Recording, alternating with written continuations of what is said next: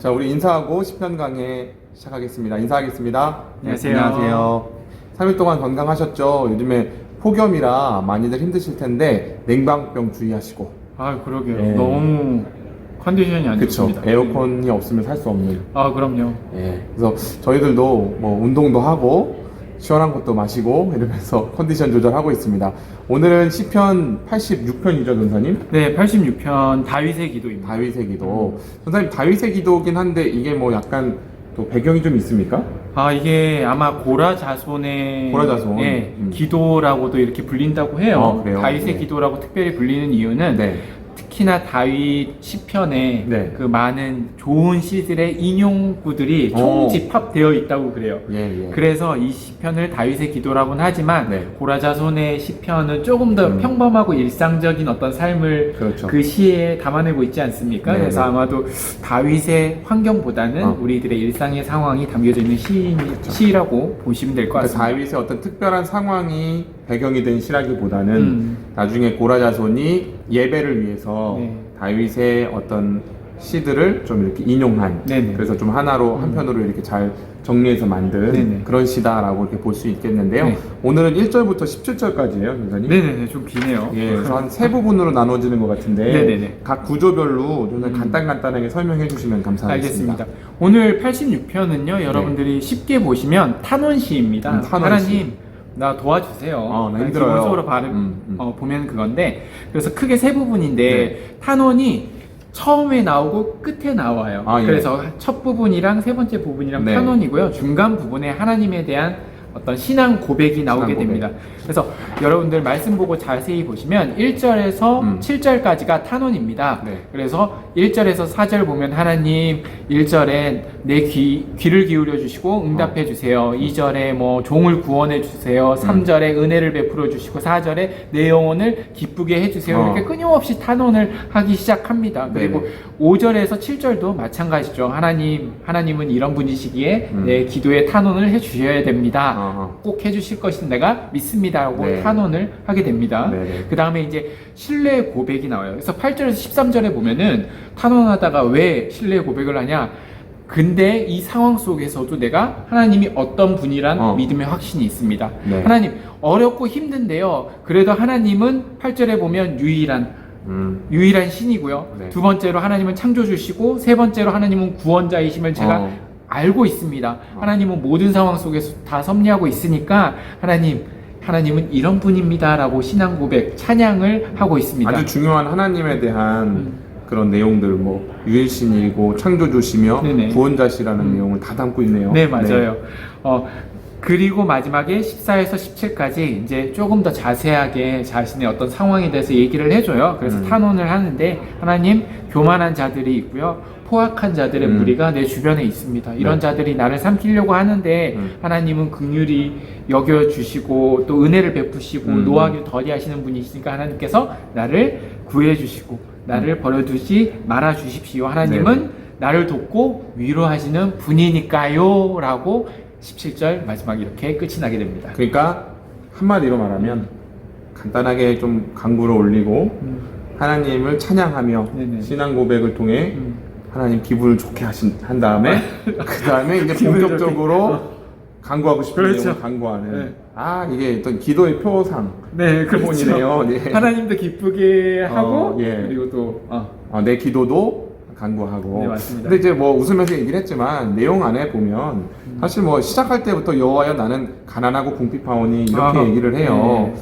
그리고 뭐 7절에 보니까 환난 날이라고 네네네. 하는 거 보니까 굉장히 지금 뭔가 어려운 상황이에요. 네, 맞아요. 그러니까 뭐 인생을 살다 보면 지금 고라자손에 쉬다 보니 이스라엘 백성들 안에도 각각 개인의 삶들이 어렵고 공공한 때가 많았지 않겠습니까? 네, 맞습니다. 그럴 때 불렀던 어떤 찬송? 네네. 그런 어떤 시인 것 같다. 네. 이런 생각이 드는데요. 자, 그럼 좀 자세하게 이 세 부분 중에서 네네네. 좀 자세하게 좀 내용을 들어가 보면 첫 번째 탄원이 1절에서 7절이잖아요. 네네. 저는 여기서 전사님이 좀 중요하다고 아까 얘기했던 것 중에서 네네. 내가 부르짖는데 주님은 내게 응답하실 거다. 네네. 이런 확신을 가지고 있다고 얘기를 했어요. 네네, 그 맞습니다. 부분을 좀 설명을 좀 해주시죠. 여기 7절에 보면은 그런 말씀이 있어요. 하나님께서 내가 진짜 환난 날에 내가 어. 주께 부르짖었으리니 주께서 내게 응답하시리이다라는 네, 네, 이런 네. 말씀이 있잖아요. 네. 여기에 보면은 이제 시편 기자가 그러는 거예요. 되게 어렵고 힘든 일이 있습니다. 그런데요, 주님, 이런 상황 속에서도 여전히 나는 주님이 나의 하나님인 거 알고 이 상황 속에서도 모든 것이 주님의 섭리 안에 있다라는 것을 알고 있습니다. 네. 그러니까 하나님께서 나를 반드시 선한 방향으로 이 상황을 통과해서 이끈다라는 그 믿음의 확신이 바로 이 가운데 고백 속에 담겨져 있는 거예요. 마치 뭐 저는 이제 이 말씀을 보면서 그런 생각이 좀 났습니다. 그 우리가 엄마가 네. 자기 자녀 교육할 때 때리지 않습니까? 그래요? 혼을 낸다. 네, 훈육할 때 훈육할 때 때리면 아이가 되고 어린 아이들은 울어요. 울죠. 근데 우는데 뭐라고 우는지 아십니까? 다들 대부분 보면 때리지 마 이럽니까? 그러기도 하는데 아니요, 그거보다 더 하는 말이 있어요. 엄마가 때리면 엄마 하고 울어요. 너무 웃기지 않아요? 그쵸. 그러니까 아프고 힘든 상황이 있는데 그래도 그 아이 가운데에서는 우리 엄마라고 하는 믿음의 확신이 있는 거예요. 아플 때 찾을 사람은 엄마가 때리는데 그래도 찾을 사람은 엄마밖에 없는 거예요. 이런 믿음의 확신, 이런 것들이 시편 기자 안에 있는 거예요. 맞아요. 이게 뭐 자녀를 안 키워봤는데 이런 얘기를 하니까 좀 뭐 또 자녀도 없는데 자녀 얘기를 해? 이런 생각이 드는데 또 일리가 있는 게 제가 이제 우리 애기들 보면 평화나 슬기 이렇게 가끔 훈육을 할 때가 있어요. 저는 뭐 때리거나 그러진 않아요. 아직은 뭐 체벌이 필요하다고 느껴지면 체벌도 할 텐데 지금은 뭐 그렇게 하진 않는데 혼을 내면 일단 울죠. 네. 큰 소리가 나면 일단 울어요. 아이들은 자기가 뭔가 잘못했건 안 했건 간에 큰 소리가 나니까 그러고 나서 이제 뭐 설명을 다 해줍니다. 뭐 때문에 아빠가 혼을 냈는지 뭘 잘못한 건지 이런 얘기를 해요. 그러고 나면 애들은 거의 평화랑 슬기는 100% 손을 벌리면서 아빠에게 와요. 아빠 이러면서 와요. 그러면서 이제 한번 울거나 이제 안아주고 다독여주면 이제 끝이 나는 거거든요. 근데 지금 어떻게 보면 자신에게 지금 주어진 가난과 궁핍 또는 자기에게 닥친 어떤 환난 날이 하나님을 향한 원망으로 표출될 수도 있죠. 그럼요. 우리가 그런 기도 많이 하잖아요. 하나님 왜 나를 이 상황에 두셔가지고 왜 내게 내가 뭘 그렇게 잘못했다고 Why me? 막 이러면서 맞아요, 그렇죠. 맞아요. 그런 어떤 불평으로도 갈 수 있지만 물론 신자의 기도 안에는 그런 불평이 있을 수 있습니다. 네네. 원망과 불평이 있을 수 있지만 그 원망과 불평의 상황이 귀결되는 바는 결국 오늘 이렇게 네네. 엄마 하는 하나님 하는 하나님 앞에 그리고 이 문제를 쥐고 계시며 또 여기에 대한 해답과 해결책을 가지신 분도 하나님이시라는 네네. 어떤 확신들이 지금 담겨 있는 그런 기도다라는 네네. 거잖아요. 맞아요. 좋습니다. 어떻게 보면 다윗은 이게 다윗의 어떤 기도 시에서 가져온 거라고 하니까 다윗의 인생을 보면 굉장히 가난하고 궁핍한 상황, 뭐 초라하고 이런 양치기.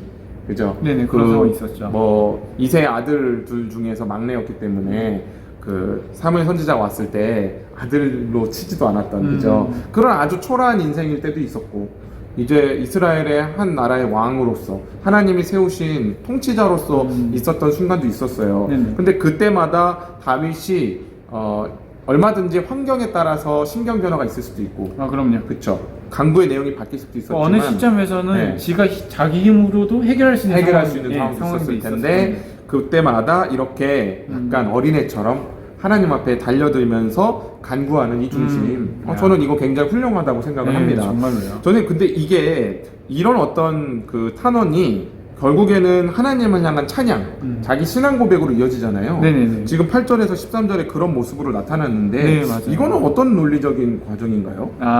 이것은 이 시편의 가장 핵심적인 상황인데 네네. 이게 바로 고난의 상황이 기도자의 신앙을 바꾸지는 않는다라는 그런 핵심적인 무슨 말인지 좀 더 설명해. 우리가 힘들다고 해서 우리들의 신앙이 바뀌지 않는다라고 하는 거예요.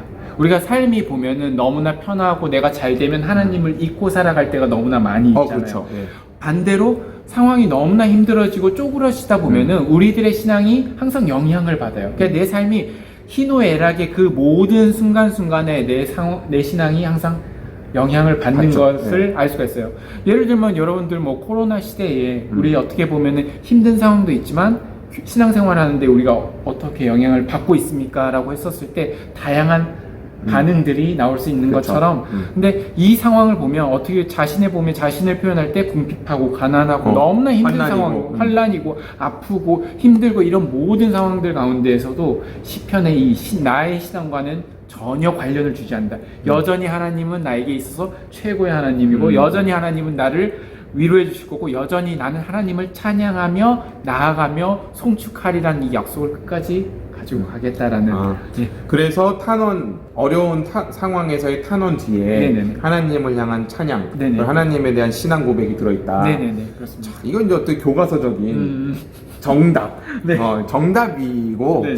저는 이제 이거를 좀 이제 우리 신자들의 입장에서 좀 보자면 좀 제가 좀 그래서 이 답을 알고 있으니까 네네.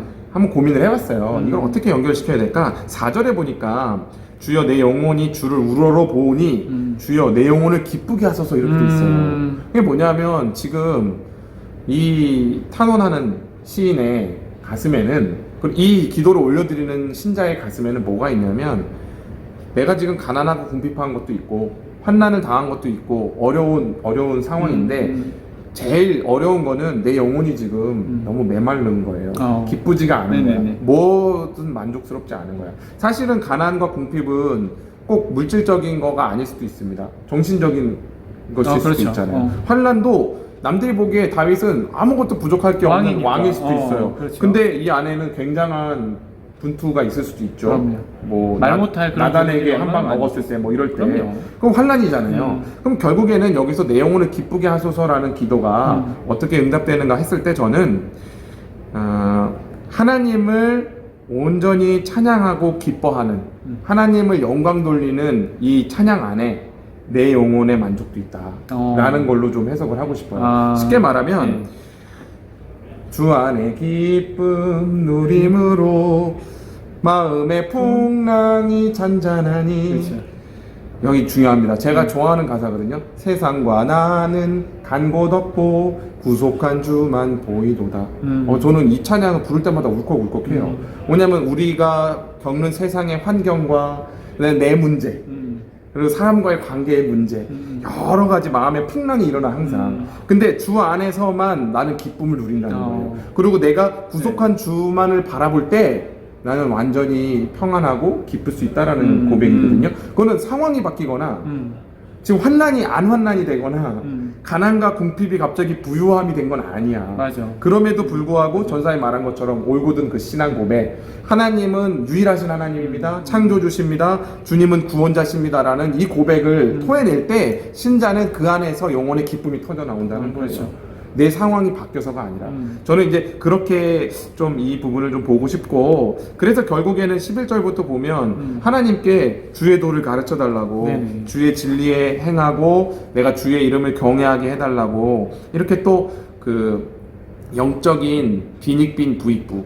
영적으로 부요한 사람은 더 하나님을 갈망하게 되는 그렇죠. 그런 일들이 지금 여기 일어나고 있는 것들을 보게 됩니다. 네네. 그래서 이렇게 해서 지금 찬양과 신앙 고백이 이렇게 두 번째 단락에서 네네. 연결이 되고, 굉장히 이제 본격적으로 진짜 이제 하고 싶은 얘기가 나오잖아요. 네. 탄원이 세 번째 이 탄원, 그러니까 세 번째 단락을 보니까 하나님이요 교만한 자들이 일어나 나를 치고 네네. 이렇게 합니다. 네네. 그러니까 뭔가 대상이 있어 지금 자기 맞아요. 괴롭히는 포악한 자의 무리가 내 영혼을 찾아 싸우며 이제 어떤 이 시인을 죽이려고 하는 시도, 네네.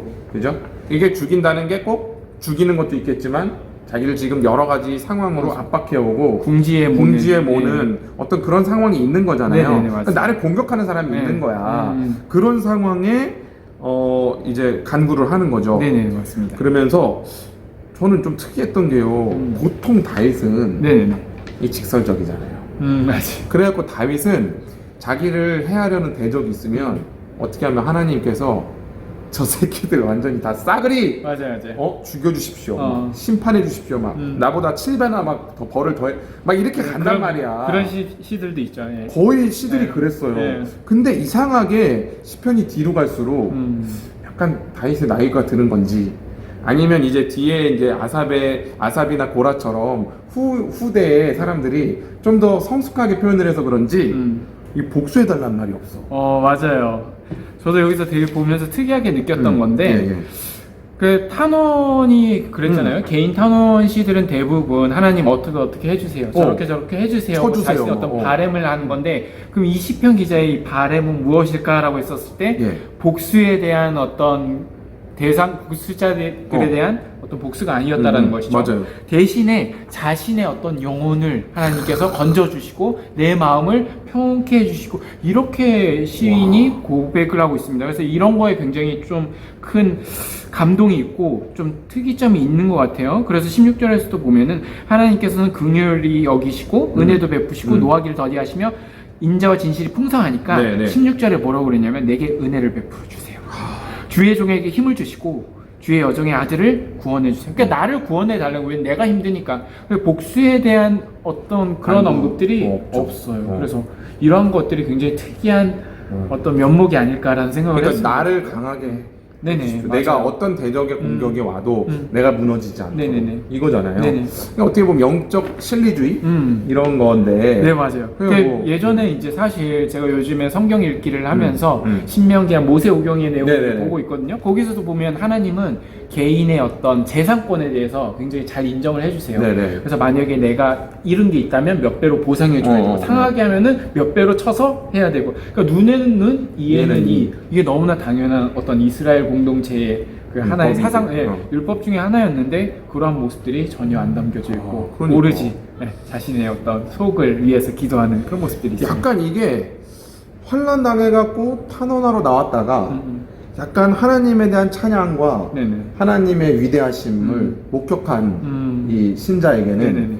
이제 이 세상을 뛰어넘는, 그러니까 여기선 지금 하나님 잘잘못 따져주세요. 네네네. 이게 내가 옳은 거잖아요. 맞아. 이 새끼 물리쳐주세요. 심판받을 사람 받고. 이러려고 딱 나갔는데 기도를 하다 보니까 이 마음이 이게 뭔가 초월이 된 것 같은, 네네네. 이 상황을 초월해서 뭔가 내게 그냥 은혜를 베풀어 달라, 내가 이걸 견딜 수 있도록 주의 종에게 힘을 달라, 이렇게 지금 간구가 나가고 네네네. 있는 것 같아서 굉장히 이거 지금 이 시 안에 많은 내용을 좀 담아내고 있는 것 같아요. 네네, 맞아요. 시인의 기도의 네. 어떤 모습들이. 그러면서 저는 이제 조금 특이했던 게 17절에 보니까 은총의 표적을 내게 보이소서 이렇게 하거든요. 네네네, 맞아요.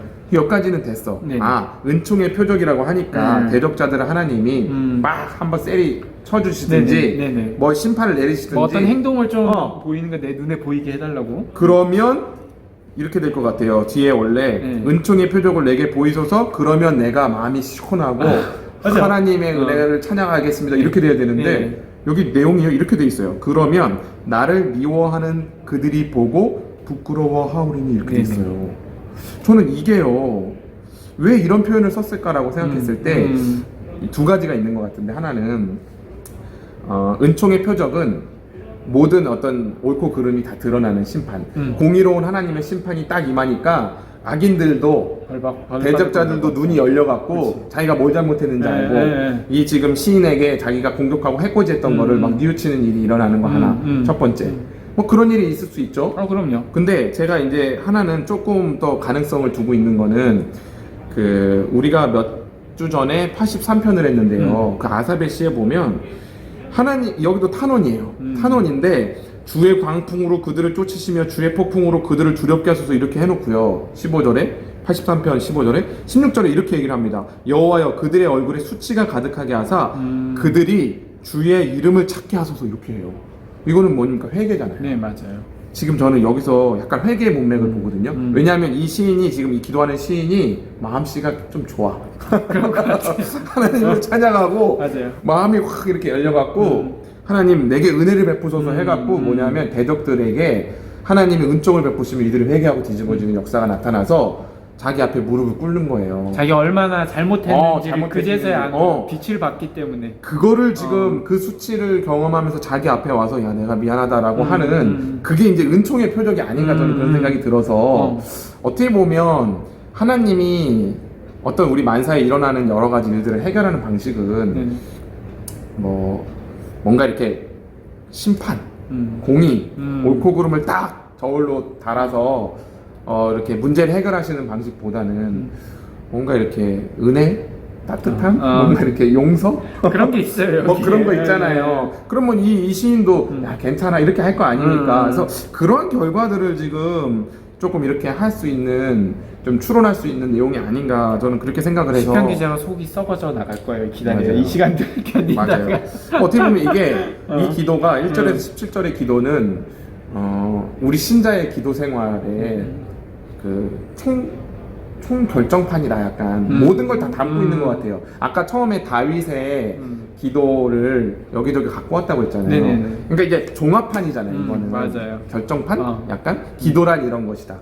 이걸 보여주는 건데 아주 좋은 표본인 것 같아요. 이 고라자손의 시가. 그래서 결국에는 이런 결과까지, 그러니까 자기를 대적하고 자기를 공격하던 자들까지도 품고 용납하는 데로 나가는 그런 신앙의 성숙함도 기도의 열매로 하나님이 우리에게 은혜 베푸신 결과로 나타날 수 있는 일이다라는 그런 부분까지 좀 적용을 해보면 좋겠다. 이렇게 생각이 저는 듭니다.